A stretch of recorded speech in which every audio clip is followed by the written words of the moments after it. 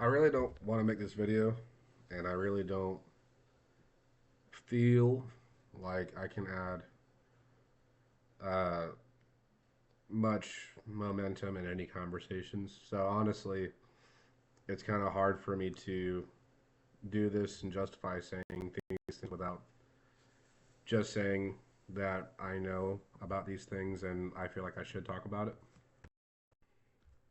For context,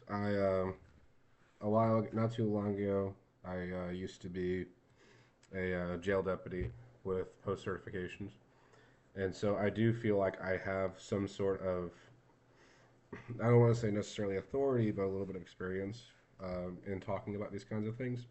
And I feel like just because there's a sort of political tenuous in these conversations doesn't mean that we shouldn't be having them. For proof, I do have a copy of a lifesaver award that I received. I think this one was. I have two lifesaver awards. I don't know where the other one is. I believe this one's award for excellence, 5 years service. I have that's 5 years. A lot of the stuff I kind of lost to time, and part of the reason why I wanted to talk about this was for personal reasons, but also just because of the news. So for personal reasons, the reasons why I wanted to talk about this kinds of stuff is a lot of um, my old law enforcement friends found it very jarring to find out how, I guess, liberal or left leaning of a person I am. It just seems like because I wasn't in law enforcement anymore, I had this sort of freedom that I wasn't allowed to have before, where I could actually feel more comfortable sharing my political beliefs without it necessarily reflecting back on the sheriff. I was always told that your politics should not matter when you're in law enforcement, that everything you say falls back on your sheriff, and that whatever politics that you have while in uniform should just be, I serve the community. That's at least the etiquette I was taught. I don't understand what all of these other conservative police officers have been told, but it seems to not be the same thing. That's part of one issue I wanted to talk about. Another thing I wanted to talk about is the shootings of Renee Good and Alex Preddy. I think is the last name. Is it Preddy or Petty? Alex Preddy. And also the Snowball incident in New York City. So basically, we're going to talk about my politics, the politics that I had while I was in law enforcement, the politics that I have now. How, even though the politics are relatively similar, just because I'm more outspoken now, people kind of assume that my personality and my opinions have changed. The only thing that's really changed about my personality is how good my mental health is, rather than anything else.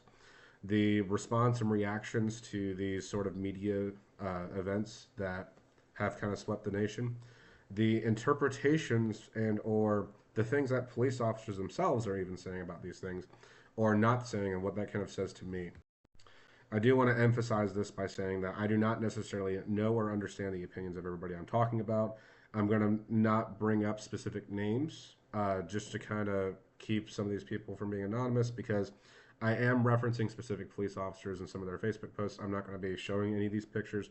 I kind of want to help them keep them private, but I do want to emphasize uh, some of the problems that I feel like police are having right now and the assumptions that both police officers and the public are making, and the reason why that it's going to make ultimately policing worse. While going through the academy, I was essentially told that I was a killer. I was told that I would have to end lives to save some people's lives. I was told that if I was not willing to do that, that I should not be willing to wear the uniform. That defending myself and the general public was more important than my own life, and I should not be squeamish about the prospect of possibly having to murder somebody or kill somebody rather if that meant to protect life, liberty, and freedom of yourself or others, to always maintain your own survival instincts. And these aren't necessarily things that I disagree with. I think, starting with the politics, my personal qualm with a lot of my old friends' reactions to my politics, as well as the general politics of police officers, because a lot of it is right leaning, being very upfront and honest. The most annoying thing is that If you have any sort of left leaning tendencies and you want to talk about policing, you are politicizing policing, and that you are not necessarily being fair to police officers. You're quarterbacking, you're being critical, you're trying to spread police hate. These are things that even I've been accused of, and mind you, I still think about doing this job. This is a job that I've considered going back to multiple times, as well as I have family that do this job. And again, the vast majority of my friends do this job. So saying that I hate cops is not going to be a good excuse for trying to dismiss any of my opinions. I also get very annoyed at my fellow police officers or my former fellow police officers because I'm not really a fellow with them anymore at the accusation of making policing political when they more often than not politicize themselves. For some reason, it doesn't register in a lot of the people that I know that covering yourself in American flags, putting a thin blue line everywhere along your house, asking for and trying to garner sympathy every single time a police officer gets shot in the line of duty, regardless of how far away they are from you, regardless of the context of their shootings, any sort of thing like that. Somehow that's not politicized. It's also somehow not political to completely ignore your training when it comes to a controversial shooting.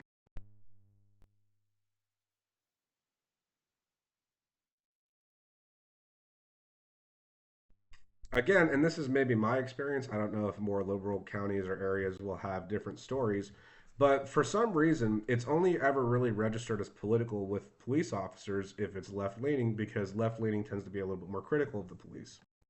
And because criticizing the police hurts their feelings, hurting feelings is what politics amounts to today. It's only politics if somebody that I disagree with is saying something, and anything that I say, no matter how controversial or in your face or emotionally driven or politically driven it is not politics because I feel very strongly about it. Therefore, it's the truth. This is not a problem that only policing have. I think this is a problem that the general public has, and it's another problem that in the landscape of American politics that will prevent us from solving problems until either we learn how to be actual smart human beings or the country ends up inevitably failing because we can't resolve basic issues due to this very basic fact. In my personal experience, most people just didn't want to leave room for any liberalism or any liberal ideology in sort of policing. The idea being that you didn't want to have too much empathy or sympathy when you're arresting people. You don't really have the option to choose what laws you're enforcing, and you're often put in very controversial and sad positions where you have to arrest somebody and you may necessarily not agree with it. While I can kind of somewhat understand these things, I don't think it should necessarily affect the politics that you're allowed to have while in policing. I also don't think liberals and leftists and Black Lives Matter movements help with this because you can't necessarily make improvements if your only stipulation is to end all policing in general. And it seems to me that most people aren't satisfied with the idea of reform. And while criticizing the conservatism of policing, liberals themselves are leaving no room for liberalism in policing.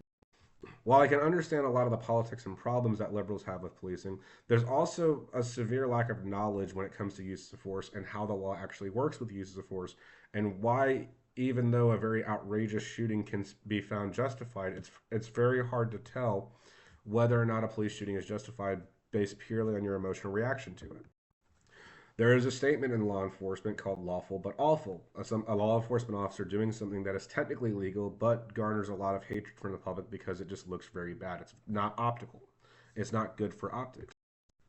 This is one of the main reasons why the training that I received, and a lot of the training that a lot of my fellow officers or my former fellow officers received, and current friends receive, one of them is police legitimacy. I'm going to read you the direct dictionary definition of legitimacy, and basically every time I use the word legitimacy, just put police in front of it, and that's essentially what the training is. Training geared towards making police officers take action to improve what this definition is going to be. The quality of being lawful, valid, or justifiable, often referring to popular acceptance of a government, rule, or action. The idea being that if you're loosely legally justifying police actions, if you're taking actions that upset the government, and if you are having any form of hypocrisy and or lack of public service or a feeling of public service in your community is going to reject you. And so a lot of what the police have to do, regardless if you agree with it or not, regardless if you're liberal or conservative or not, regardless if you agree with the police or not, The best thing while you have police is to have a police force that cares about public opinion. This is very often confused with supporting the police no matter what and never really condemning a police officer's actions. There's a contradiction in the training and in the philosophy of a lot of policing called Monday morning quarterbacking or quarterbacking in general.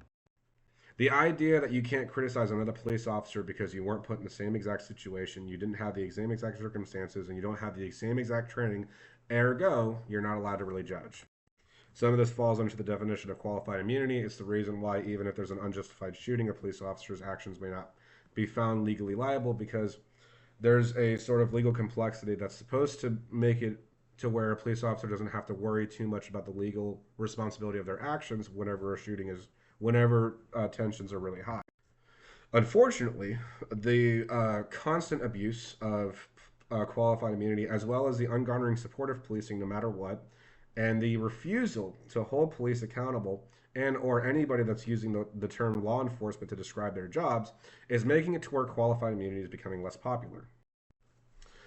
This is something that I don't fully understand why people that still work in law enforcement don't grasp the politics I'm trying to explain to them, as well as the current political landscape that we have.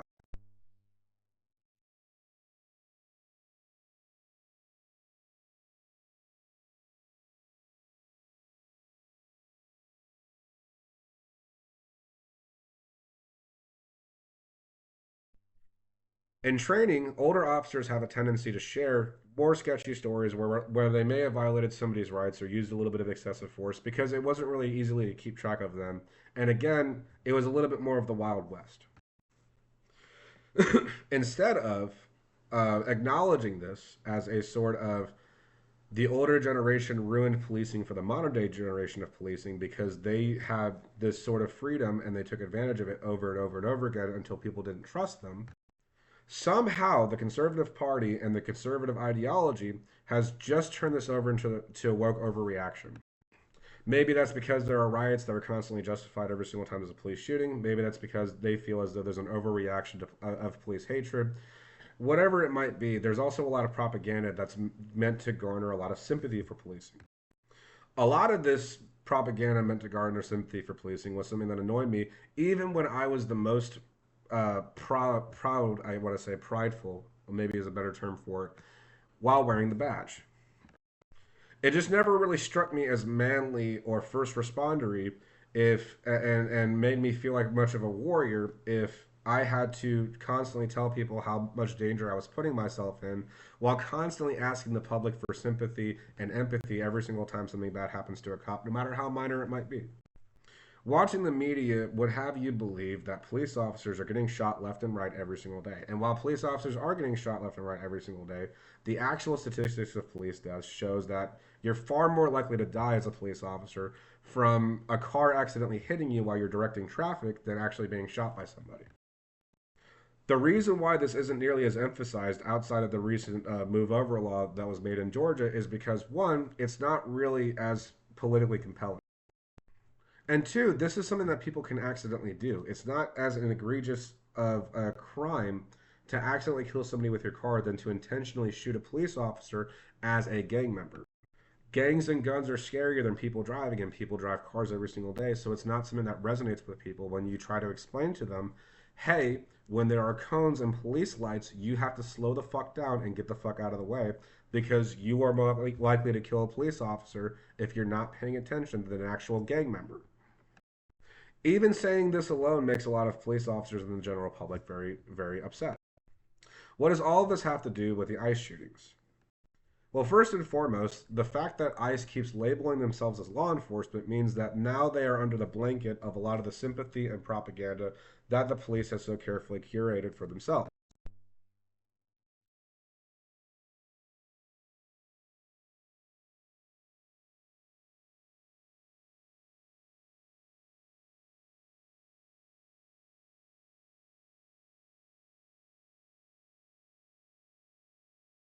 However, this has made it to where anybody under the banner of enforcing laws, no matter how egregious or untrained they are, never really gets to receive any criticism from conservatives because, again, the conservative ideology has allowed policing to be so politicized that they are supposed to support it while liberals are supposed to condemn it.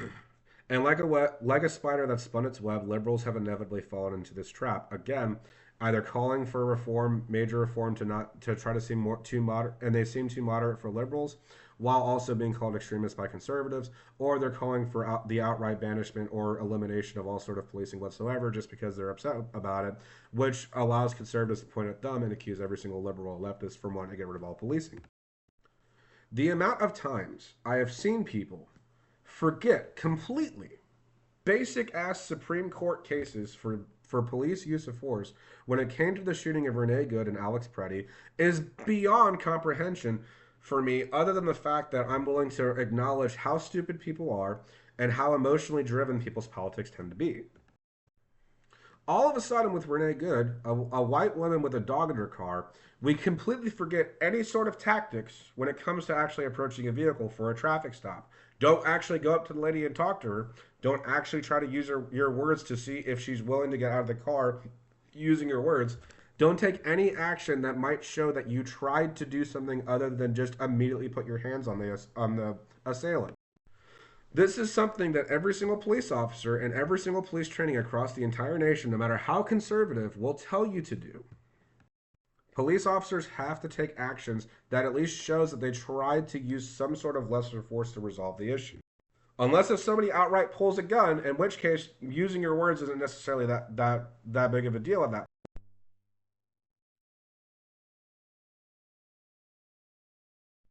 It's a lot more understandable when the threat's immediate, but when the threat's not immediate, you have to actually take a couple of steps.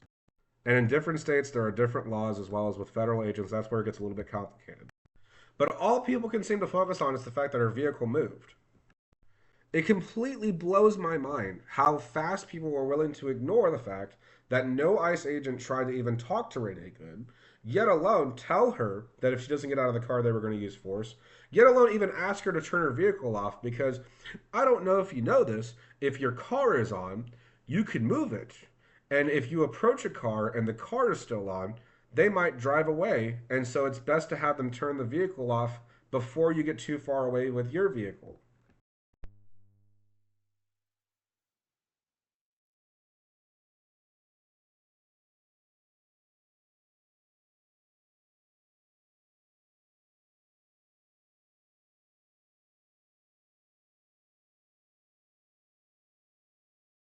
Lessons that we learn and understand based on prior police experience and the fact that that you're supposed to have this general culture where you use funny and horrible situations to show people that if you're not paying attention that bad things will happen and it's going to be your fault for not making sure that they would happen.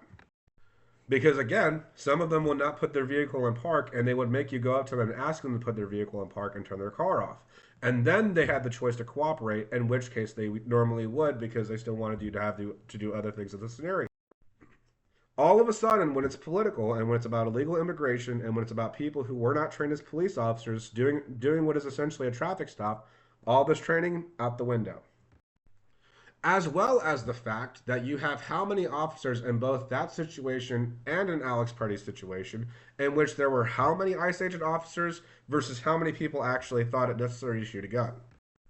I don't know about you, but if I'm in a situation of 10 people and I'm the only one that shot a gun, and the other 9 people are officers, some of them might even have more experience than I do, some of them might have less experience than I do, I wouldn't feel comfortable having to explain why I was the only one that pulled a gun out and shoot. Which goes into my next thing, and it's a thing that the general public doesn't fully understand, and police understand, but they're not willing to tell you this. And that is the fact that the law essentially boils down to a lot of court arguments that have been made by lawyers and judges. This can be both a good and a bad thing. This is the reason why there are some police shootings that are a little bit sketchy, that the police officer is not found legally liable, whereas really good uses of force can be found legally liable because even police trainers will tell you that it's not necessarily what you do in policing, but it's how you justify it. And unless if there is a law specifically telling you not to do something, you can probably justify something as long as you're being reasonable. And that's why they have the term objective reasonable. The tepid response of the shootings of Renee Good and Alex Preddy. Alex Preddy being somebody who was curled into a ball, being beaten by officers, and then shot because another officer secured a gun, and because he said gun, one of them at best freaked out and shot. And that's the best case scenario. At least that I can imagine. I don't know. Maybe you guys have a better creativity than I do, but if you need that much creativity to justify a shooting, maybe it's a bad shooting. These are things that only really circulated in leftist circles, and the conservatives and particularly the policing didn't really comment too much on. Some of them even went so far as to echo the White House's statements that Alex Preddy and Renee Good were both domestic terrorists.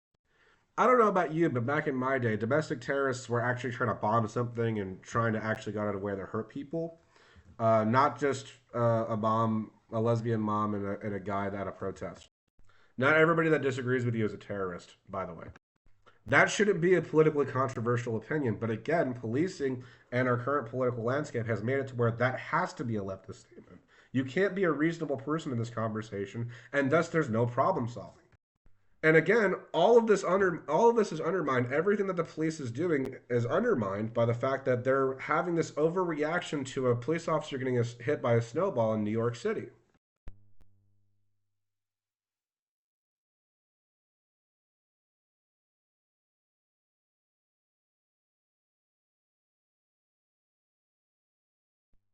The fact that officers are willing to go online and talk about the outrage it is that there's no legal recourse for a snowball being thrown, and that they're asking for sympathy because, oh my God, look how bad we're being treated.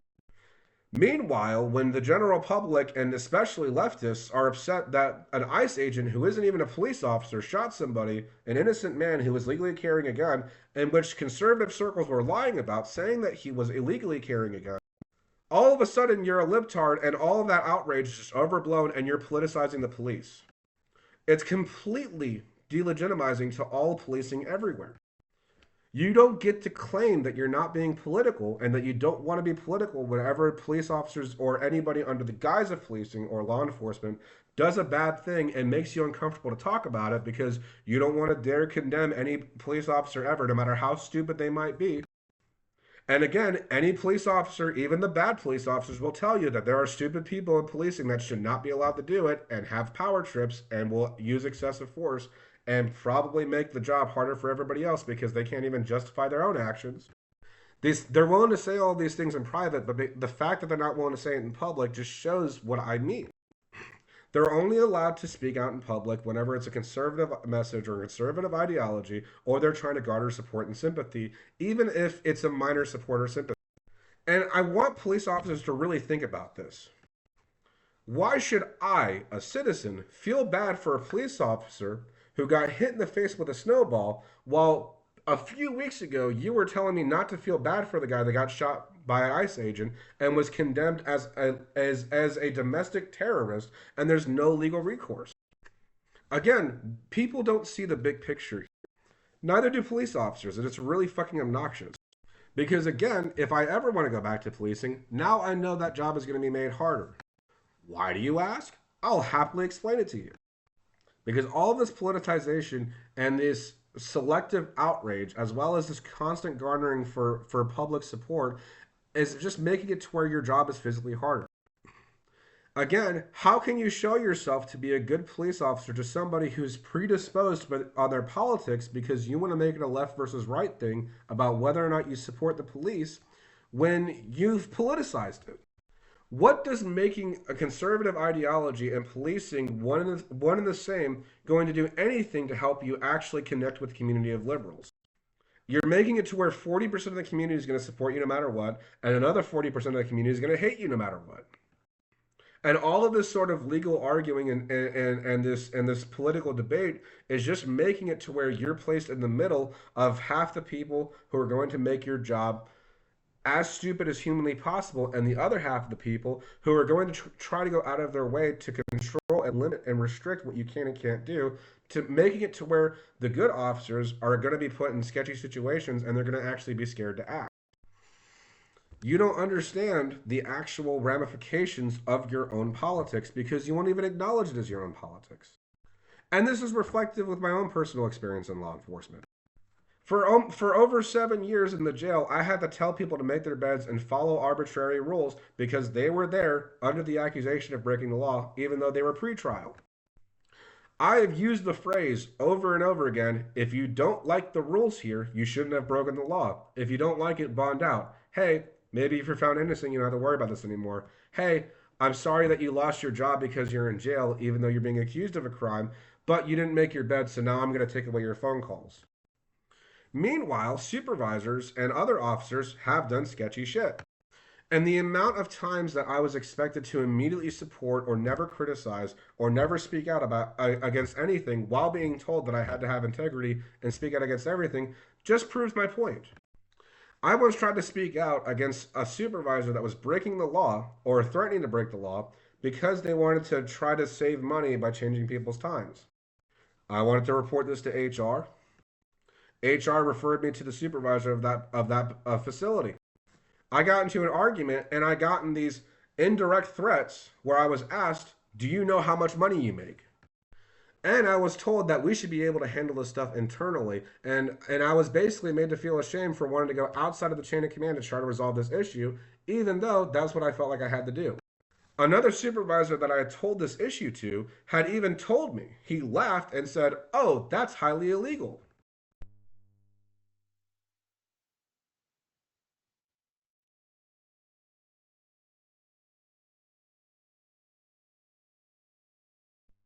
And somehow I was told that I dealt with it wrong.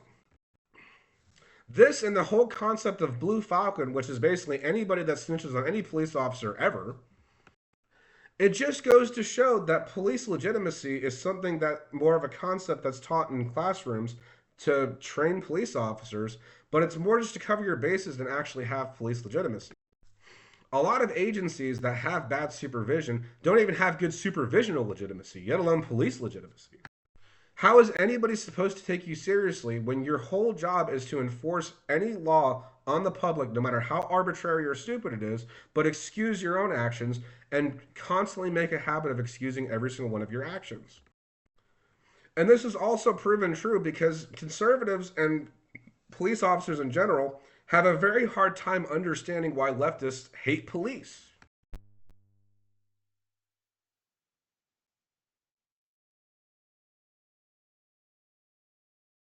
Know thy enemy? Understanding why they're upset with you? Does any of these fucking concepts ring a fucking bell? If police officers can't even understand why people don't like them and they have to reframe everything as just police hatred and try to marginalize themselves as some sort of minority to gain some sort of to garner some sort of meek and pathetic support from the conservative community.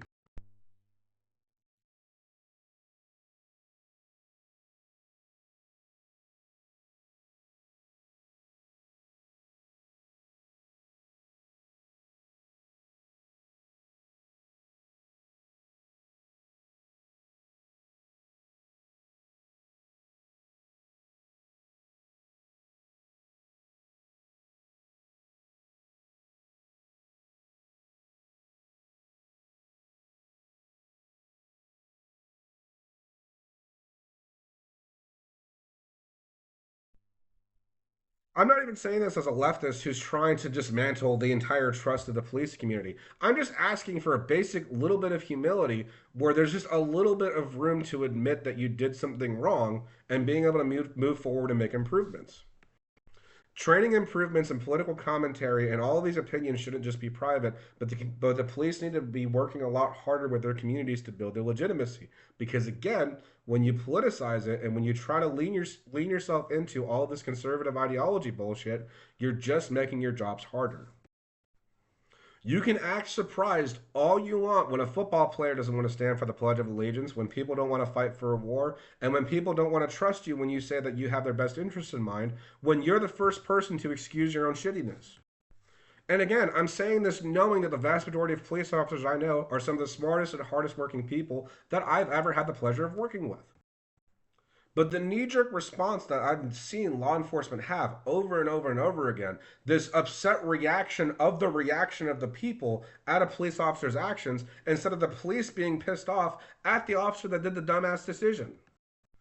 Police officers should be the first people pissed off at a wrongful police shooting or anybody trying to use it under the guise of law enforcement, because those are the people that are making people hate you more, making people think that you are actually gang members or criminals, and making you not have legitimacy in your own job.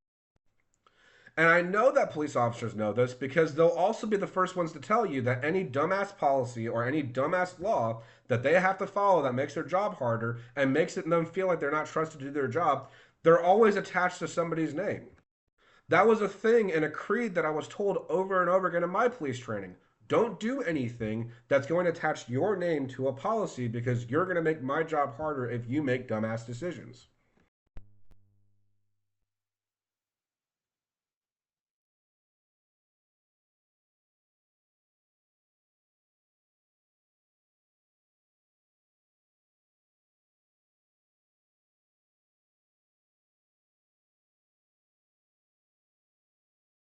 Because they're the first ones to create a culture to where you can never go to management about anything, you can never complain about anything, and you can never actually try to address concerns unless if it's with a civilian.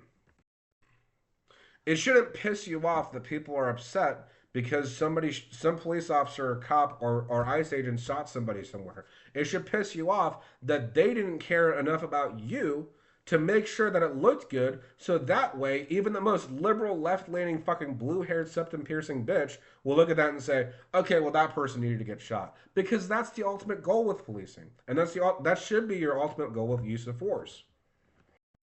And I know people understand this stuff because the moment you stop talking about any current political issue or anything else, or you actually look at what they say behind closed doors in training, they agree with this shit. But all of a sudden, when you start mentioning leftist politics, they get uncomfortable because they've ingrained themselves in conservative politics and they don't want to recognize their own opinions as political, and they want to recognize any oppositional opinions as necessarily attacking them. It should piss off police officers that you have ICE agents wearing these stupid ass fucking gator masks, not having name tags, and doing fucking shit without even having a body camera, because you should know that's going to affect your job. Even if they aren't technically law enforcement, but they're acting like they're law enforcement, and it's going to affect you. Pretty soon, if it keeps happening, you're not even going to be allowed to wear a fucking scarf in winter because they're going to accuse you of trying to hide your identity. You're not just going to have a fucking name tag, but you're going to have some dumbass law being passed saying that you have to address yourself and every 5 seconds in a fucking incident, no matter how stupid it is, because you really need to make sure the other person knows your identity, because these people are allowed to hide their identities. These momentary grabs of power and exceptions for the rules just makes it to where it costs you in the long run, and then you wonder why policing is such a miserable job. You wonder why the biggest opposition you have in law enforcement seems to be the law itself and your supervisors, because there's always another rule or policy that's put in place to make sure you're not making them look bad.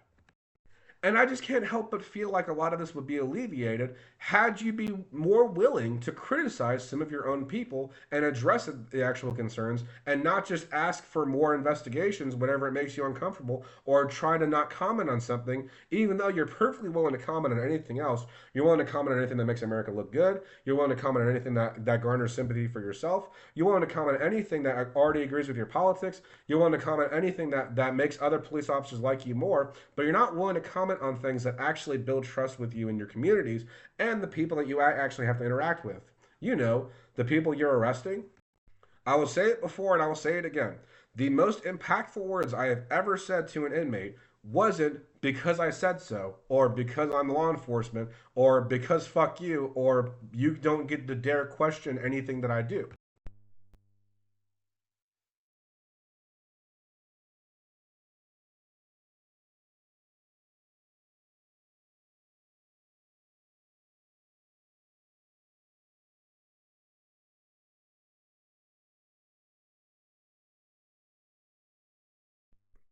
That built a rapport with them, and that made it to where when they were a future issue, they wanted to listen to me because they knew I wasn't going to bullshit them or just try to be mean or beat them down or accuse them of being wrong just because of the position they're in. And oh, all of a sudden, after a few years of me doing that with some of the people, some of those people who were problems, even though they might still have some legal issues, started to understand that the deputies that I worked with were just trying to do a job and it wasn't necessarily personal. because I was trying to build legitimacy. But all of those people I used to work with can only see my current Facebook posts, and they basically just see me as some sort of libtard who wants to criticize them or tell them how racist they are when I'm trying to explain to them how to actually make the community like them beyond just the conservatives.